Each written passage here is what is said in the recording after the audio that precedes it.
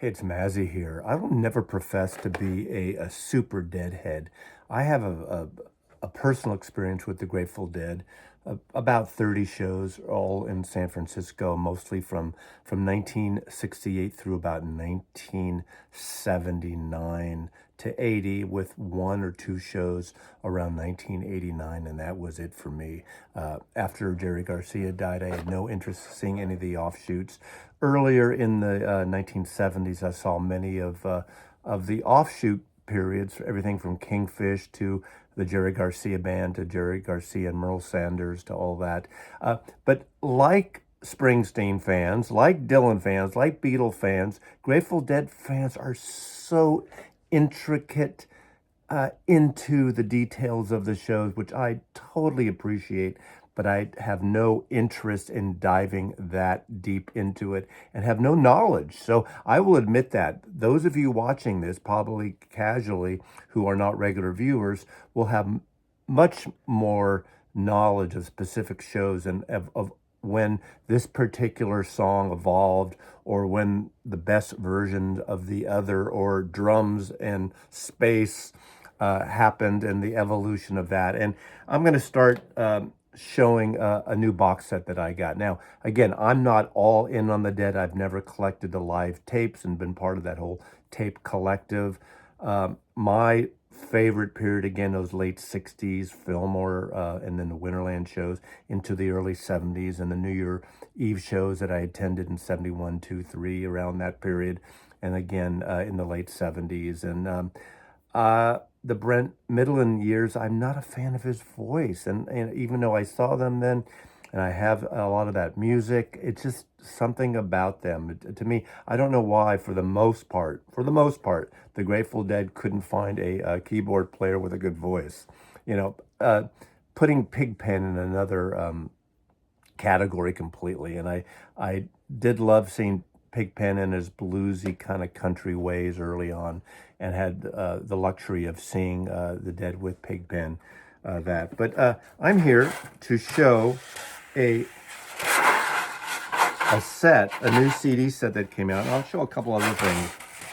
This is Friend of the Devil, April 1978. Now, these annual massive box sets that come out, I don't get all of them, and I pretty much stick with the 70s. 60s and 70s are my jam when it comes to the Grateful Dead. I occasionally will get like a 1989 with those type of things, and a tour here and there when I like. Also, the design aesthetic, and I love how the archives of the Grateful Dead, how precise it is.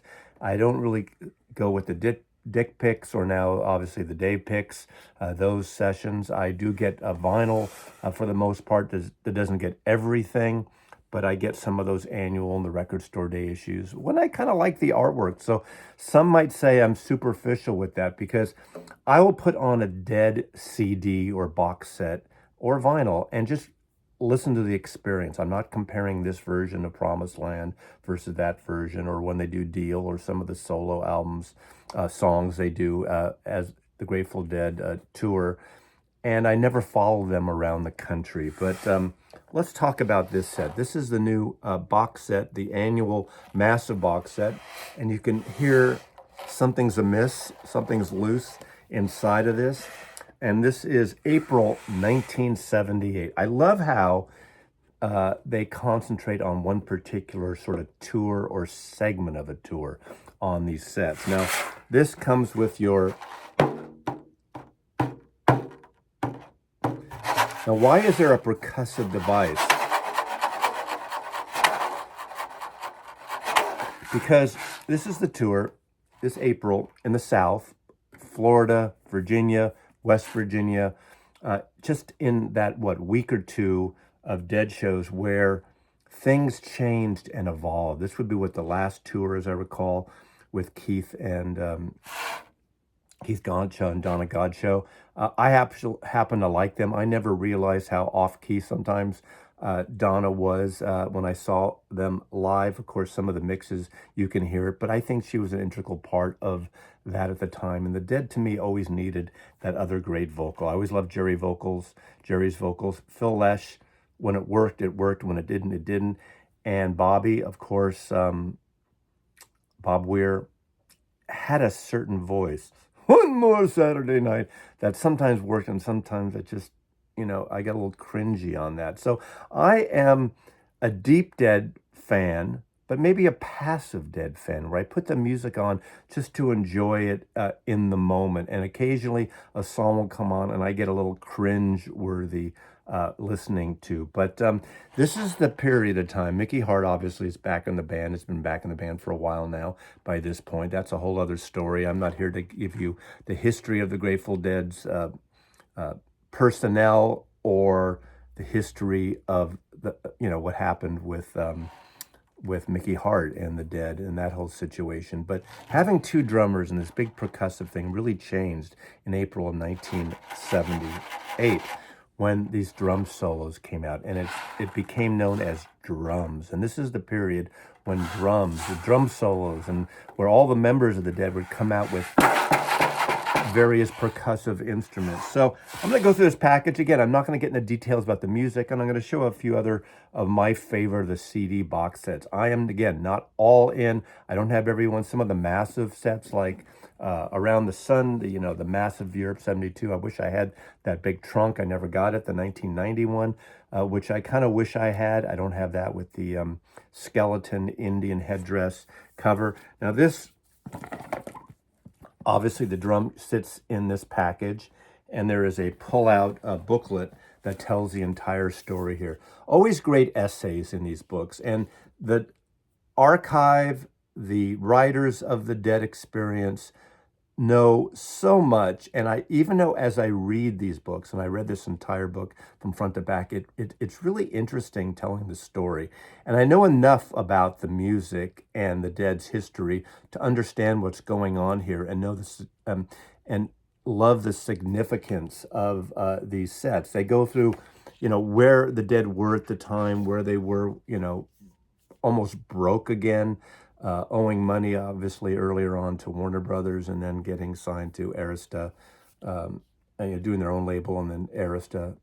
Well, won't get into that whole history. But this is there's a great essay by Steve Silberman in this case. And this is April 78, Making It New, kind of revitalizing the Dead, what they went through at the time. Again, with the percussion, and as that percussion solo thing that's been known as drums, that has been heard on many tapes and many of the later issues, that goes into this kind of spacey, jammy, ambient type thing the Dead did, and that was later known as space. And it's actually just that, space. It wasn't titled that by the band. It was kind of what the fans referred to that period, and they would compare all the things happening at musically in those spacey things too. The Dead were going through also a little commercial revitalization, a little bit of a disco, if you will, soul thing, and the Dead nailed it to a point. Now, I'm not a huge fan of Shakedown Street and that, but I do appreciate some of it. The Dead went disco in a way. They went soulful. The great thing about this, even in the essay here, is Jerry Garcia, and about his wonderful openness to various music, from Indian music to Ali Akbar Khan and Ravi Shankar and jazz and modal, and Jerry Garcia's love of the blues and all their blues. Jerry Garcia down in Palo Alto and Menlo Park teaching guitar, bluegrass, bluesy things. The Reverend Gary Davis covering all these blues songs here. You really owe it to yourself to read the books in these sets, because you realize in Dead world, in the Dead net, the Dead archive world, you realize how important each tour, each segment is. Another thing that's really important about this, these 1978 shows, these April 78 shows, is they're more jazzy than ever. There's a certain avant-garde free jazz element to this space, with the spatial aspects things, and also it's a period where Bob Weir and Jerry Garcia really get in with more pedals and special effects on guitars and making their guitars sound like different instruments and things. This was a time that really changed in the sound of the Dead there. But you could go through every set, every period of the Dead over their entire run and find things that are very unique. And of course, you Deadheads out there that know all this know way more than I do about it. But that's an interesting fact about this April 78 thing, where things really shifted a lot. So you understand, they write about in the essays here how special this is. Is it just another special time? The Grateful Dead had a lot of special times here, and this is definitely one of them as well. This is a limited edition of 10,000. I'm number 3630 here. So you got your wonderful book with the inlay ribbon where the book and the drum, you know, some will say, why do we need this? But it represents what this set is about. And then there's like the drawer, almost like the stash drawer. And as you pull out the drawer, you have all these double CD sets. So this is April 1978. And by this period of time, I was going to less and less Dead shows.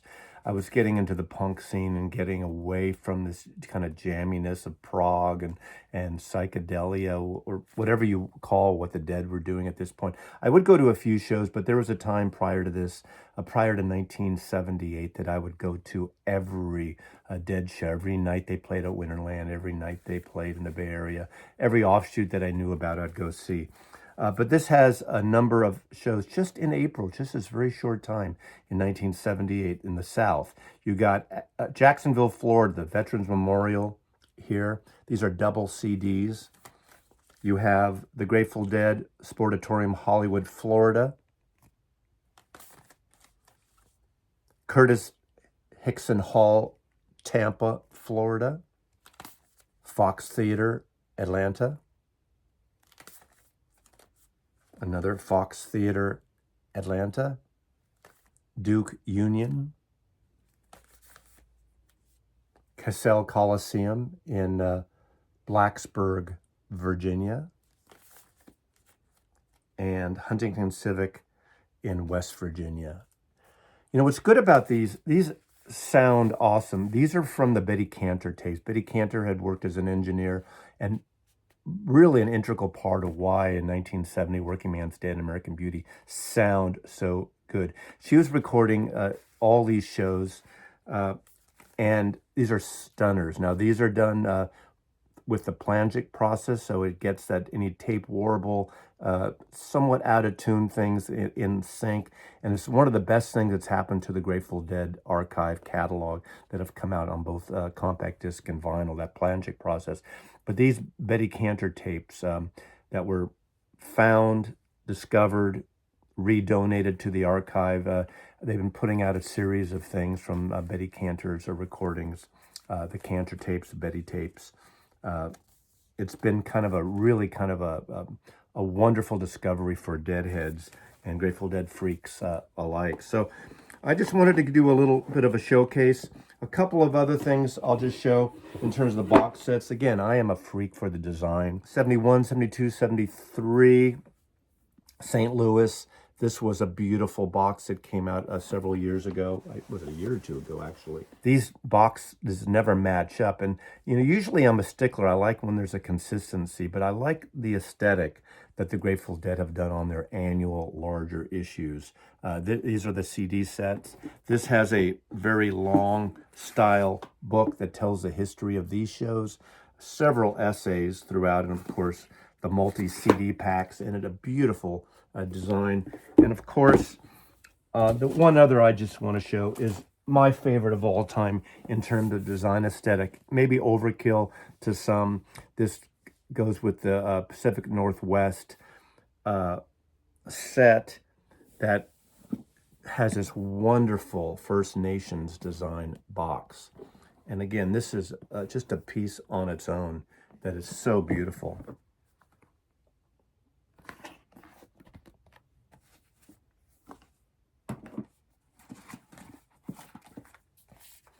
The booklet inside here.